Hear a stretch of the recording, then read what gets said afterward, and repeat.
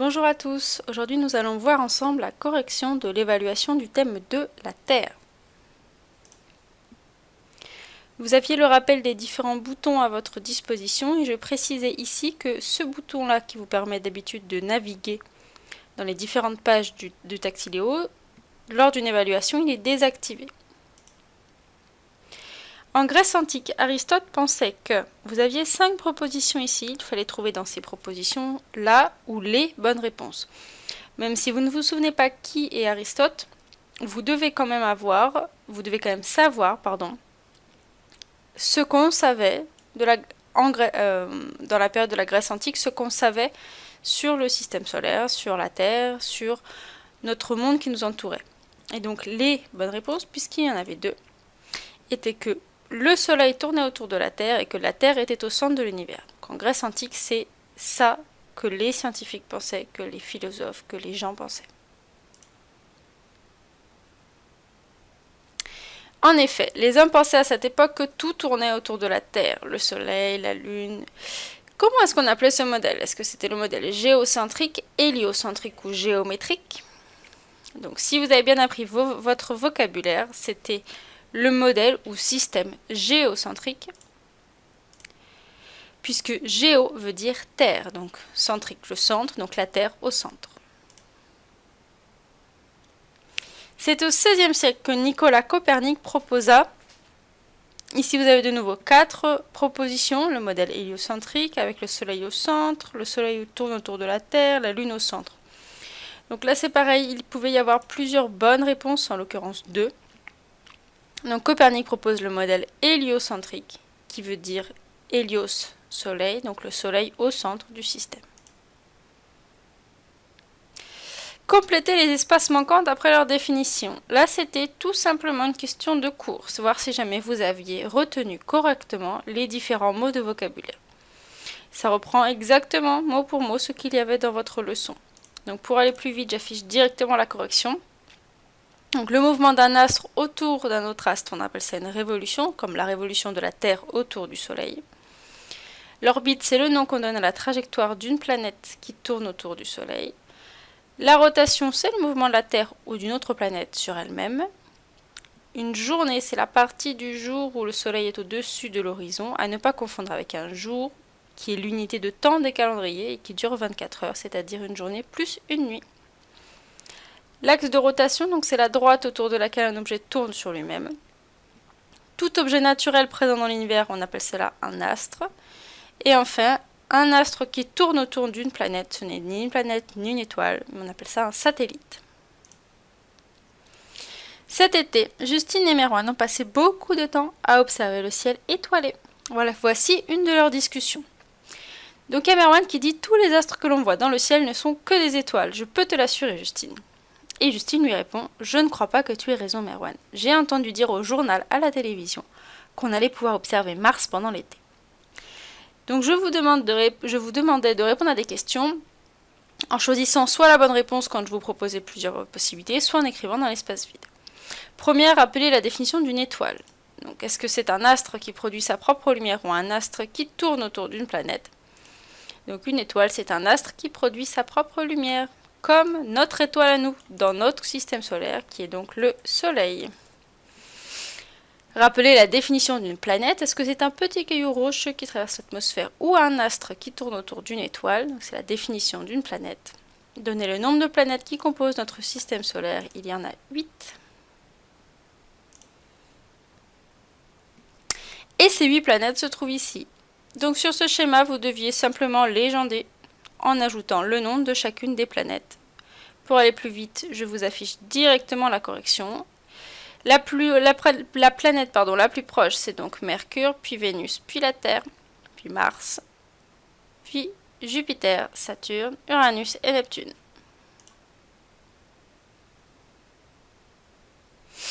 Complétez les trous. Ici, je vous demandais en fait d'être capable de réexpliquer, en complétant cette fois-ci, ce qu'on a appris sur le mouvement de la Terre. Alors, la Terre tourne. Oui, mais elle tourne autour de quoi et elle fait quoi? Donc, c'était en fait la leçon. La Terre tourne sur, j'affiche directement la correction, elle-même, autour de son axe de rotation, dans le sens inverse des aiguilles d'une montre. cet axe passe par les pôles de la planète. Elle met un jour, 24 heures, pour effectuer un tour complet. Ici, il fallait choisir est-ce que c'est une rotation ou une révolution. Comme c'est sur elle-même, c'est une rotation.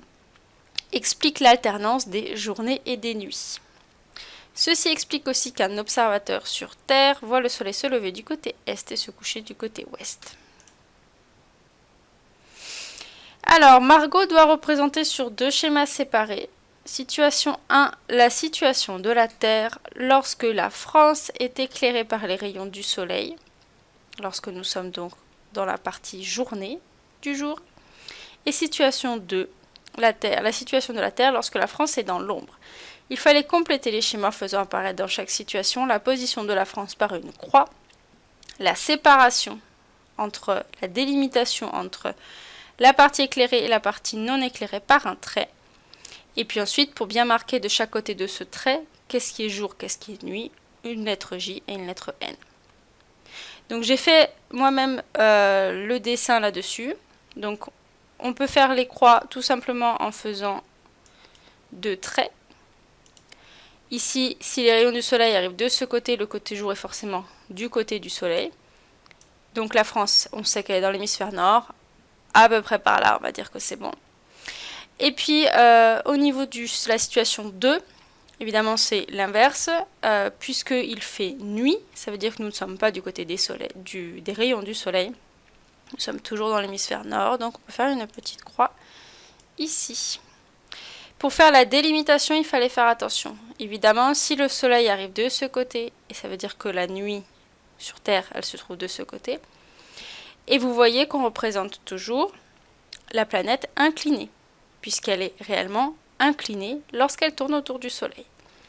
Mais vous vous doutez bien que si les rayons du soleil ils arrivent comme ça, la délimitation jour-nuit, elle ne se fait pas dans le même angle que cet axe de rotation, mais elle se fait tout simplement toute droite, toute verticale.